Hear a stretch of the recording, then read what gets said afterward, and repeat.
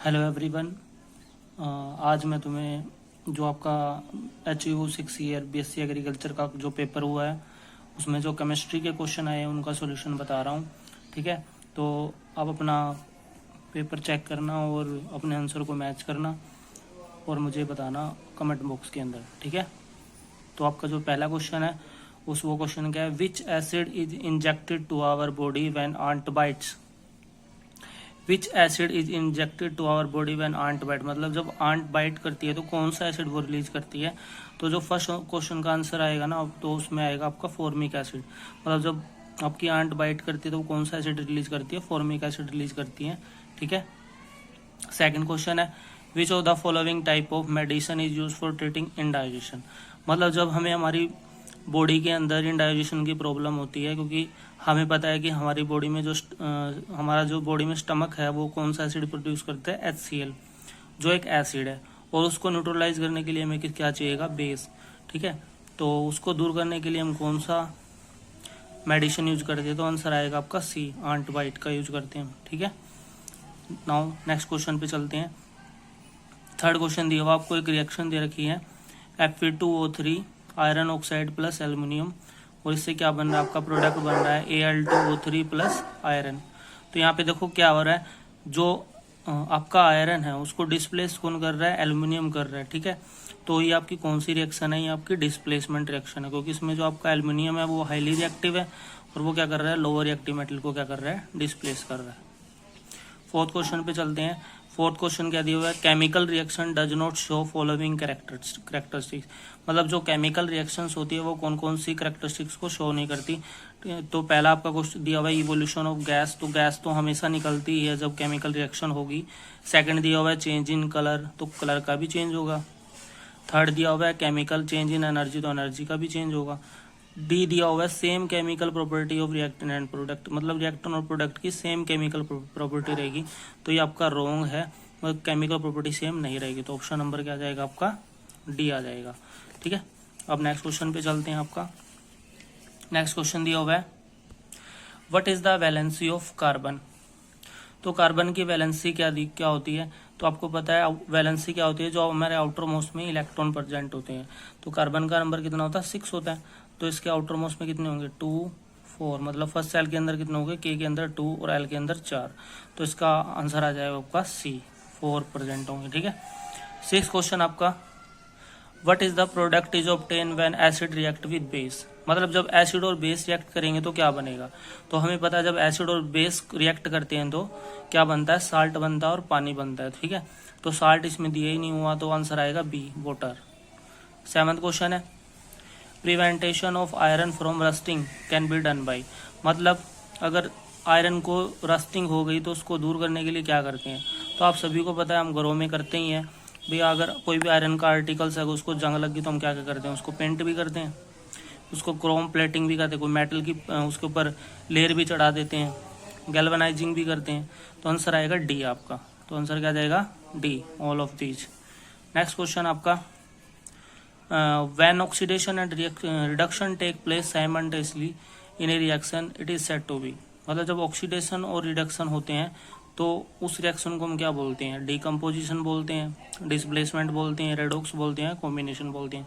तो आंसर क्या जाएगा, रेडॉक्स रिएक्शन। मतलब जब ऑक्सीडेशन और रिडक्शन होता है तो उसको क्या बोलते हैं हम, रेडॉक्स रिएक्शन बोलते हैं।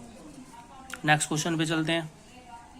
नेक्स्ट क्वेश्चन दिया हुआ है, विच of the following metal can't be cut with a knife. मतलब नाइफ से कौन सी नहीं कटेगी, तो लिथियम है, इसको हम इजीली काट सकते हैं नाइफ से, सोडियम को भी काट सकते हैं, पोटेशियम को भी काट सकते हैं। तो आपका आंसर क्या जाएगा, आपका लेड।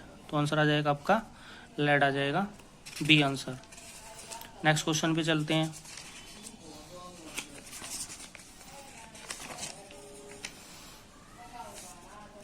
तो नेक्स्ट क्वेश्चन आपका देखो क्या दिया हुआ है, विच of the following non metal is found in liquid state. तो लिक्विड स्टेट में कौन सी पाई जाती है, ऑक्सीजन, हाइड्रोजन, सल्फर, ब्रोमीन। तो आंसर आ जाएगा ब्रोमीन। ब्रोमीन हमारी किस में पाई जाती है, लिक्विड स्टेट में पाई जाती है।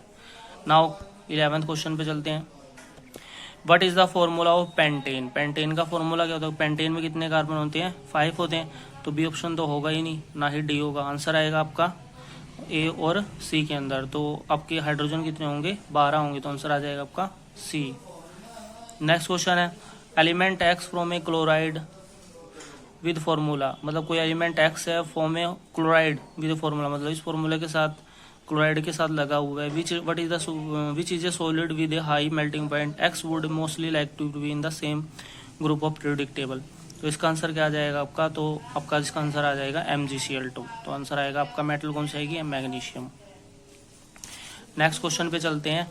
नेक्स्ट क्वेश्चन क्या आपका, propane with the molecular formula C3H8 has covalent bond. तो प्रोपेन का स्ट्रक्चर बना लेते हैं। प्रोपेन में कितने कार्बन होते हैं आपके, 3 कार्बन होते हैं। तो अब हाइड्रोजन लगा लेते हैं, हाइड्रोजन वैलेंसी पूरी कर लेते हैं कार्बन की, ठीक है। तो आंसर क्या आएगा इसका, कितने कोवलेंट बॉन्ड होंगे इसके अंदर, 10 आएगा इसका आंसर। तो total number of covalent bond हो जाएंगे इसके अंदर 10। नेक्स्ट क्वेश्चन पे चलते हैं।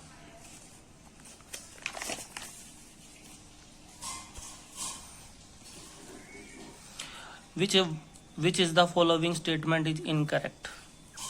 Metallic character increases down the group. हमें पता है भी मेटल का जो करेक्टर है, पॉजिटिव करेक्टर, वो डाउन द ग्रुप क्या होता है, बढ़ता है, क्योंकि डाउन द ग्रुप क्या होगा, साइज बढ़ेगा। तो ये तो सही है। सेकंड आपका इलेक्ट्रॉन है tightly bound to the nucleus when we move down the group, मतलब जब डाउन द ग्रुप जाते हैं तो जो हमारे इलेक्ट्रॉन है वो टाइटली बाउंड होते हैं न्यूक्लियस से। तो हमें पता है डाउन द ग्रुप जाते हैं तो साइज बड़ा होगा, जितना ज़्यादा बड़ा साइज होगा तो न्यूक्लियस तो दूर, इलेक्ट्रॉन तो दूर भागेंगे। तो ये आपका रॉन्ग है, ठीक है। थर्ड दिया हुआ effective nuclear charge acting on valence shell electron increases across a period. तो ये भी सही है आपका। Atomic radius decreases across the period. तो आंसर क्या आ जाएगा, आंसर आ जाएगा इसका बी। नेक्स्ट क्वेश्चन क्या है, which gas is use to prevent flush bag of chips from getting oxidise. मतलब कौन सी गैस का यूज करते हैं to prevent flush bag of chips from getting oxidise. Oxidising होने के लिए हम कौन सी गैस करते हैं, तो आंसर आ जाएगा आपका नाइट्रोजन। अपने ऑप्शंस के अकॉर्डिंग मिला लेना है, जो मैं बोल रहा हूँ उस पे अकॉर्डिंग मिला लेना, ठीक है। What is the chemical formula of baking soda. तो बेकिंग सोडा खाने का सोडा जो होता है, जो घरों में यूज करते हैं, तो उसका फॉर्मूला होता है सोडियम हाइड्रोजन कार्बोनेट। तो आंसर आएगा आपका बी। नेक्स्ट क्वेश्चन पे चलते हैं।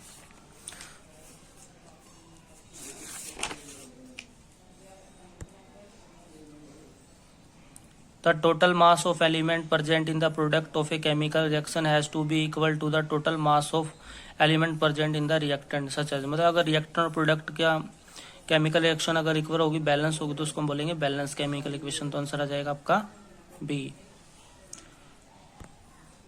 क्वेश्चन नंबर 19 क्या, litmus solution is a purple dye extracted from which of the following. तो आएगा लीकन प्लांट।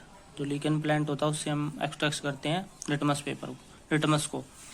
नेक्स्ट क्वेश्चन है, what is the present of carbon dioxide present in the atmosphere. तो atmosphere में carbon dioxide का percentage कितना होता है, तो आंसर आएगा इसका 0.03%। नेक्स्ट क्वेश्चन है, what is the number of vertical column in the modern periodic table. मतलब ग्रुप कितने होते हैं, तो आपको पता है ग्रुप कितने होते हैं, 18 होते हैं, ठीक है। 2 S के होते हैं, 6 P के होते हैं, D के 10 होते हैं, तो टोटल कितने हो जाते हैं आपके 18। नेक्स्ट क्वेश्चन पे चलते हैं। What happen when dilute HCl is added to the iron filling। मतलब जो आयरन फिलिंग में हम डाइल्यूट HCl डालेंगे तो क्या होगा, तो क्या होगा भाई, hydrogen gas and iron chloride form है, यस यही होगा। हाइड्रोजन गैस निकलेगी और आयरन क्लोराइड बनेगा, ठीक है। लास्ट क्वेश्चन पे चलते हैं। What is the following is a natural occurring acid form in tomato. Tomato में कौन सा एसिड होता है, तो सिट्रिक नहीं हो सकता, ठीक है। लैक्टिक तो दूध में होता है, एसिटिक एसिड भी नहीं होता। आंसर आएगा आपका ऑक्सैलिक एसिड। तो देखो बेटा, जो आपकी केमिस्ट्री है ना, बहुत ही आसान आई हुई है और 10th बेस पे 10th क्लास से उठाई हुई है सारी। जो आपका फर्स्ट चैप्टर है केमिकल रिएक्शन एंड इंटीग्रेशन, और सेकंड जो चैप्टर है एसिड एंड बेस, और कुछ क्वेश्चन आपके 11th से आए हुए हैं, लाइक जैसे पीरियोडिसिटी से क्वेश्चन आया हुआ है, ठीक है। तो ज़्यादा टफ पेपर नहीं दिया हुआ है, तो बहुत आसानी से आप कर सकते थे इन क्वेश्चंस को, और इजीली अपना जो आपका HU का 6 ईयर का एग्जाम है उसमें इजीली आप उसको क्रैक कर सकते हो आसानी से, ठीक है। तो आई होप आपको वीडियो अच्छी लगो। अगर वीडियो अच्छी लगो तो वीडियो को लाइक करें और शेयर करें और मेरे चैनल को सब्सक्राइब करें, ठीक है। Thank you.